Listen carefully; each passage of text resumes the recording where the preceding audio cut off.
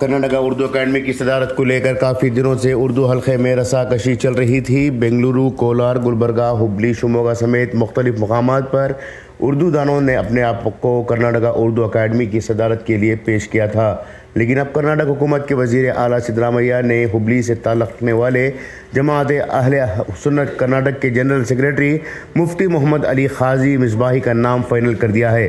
اطلاعات کے مطابق وزیر اعلیٰ سدرامیا نے اردو اکیڈمی کے چیئرمین کے لیے مفتی محمد علی کے نام کو حتمی ترجیح دی ہے۔ ان کے علاوہ اس دوڑ میں کولار کے ادیب و ناظم اعظم شاہد، نوجوان صحافی شاہد قاضی، بنگلورو کے فریدہ رحمت اللہ، اردو اکیڈمی کے سابق چیئرمین ڈاکٹر خدیر ناظم سرگرو، ڈرامہ نگار مظفر محی الدین کا نام گردش کر رہا تھا۔ آخری مرحلے تک اعظم شاہد اور فریدہ رحمت اللہ کا نام سر فہرست میں رہنے کی بات سامنے آئی ہے، لیکن وزیر اعلیٰ سدرامیا نے ذاتی طور پر دلچسپی لیتے ہوئے مفتی محمد علی قاضی کو اردو اکیڈمی کی باغ ڈور سونپنے کا فیصلہ کیا ہے اور قانونی کارروائی کے لیے متعلقہ وزارت کو ہدایت جاری کرنے کی بات سامنے آئی ہے۔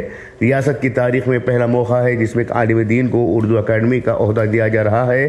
اس سے قبل حافظ کرناٹکی کو یہ عہدہ دیا گیا تھا، جو ایک معلم کے ساتھ ساتھ حافظ قرآن بھی ہیں۔ اکیڈمی کے چیئرمین کا نام تو فائنل ہو چکا ہے، اب اس کے اراکین کون کون ہوں گے یہ دیکھنا باقی ہے۔ بیورو رپورٹ، انقلاب نیوز، بنگلورو۔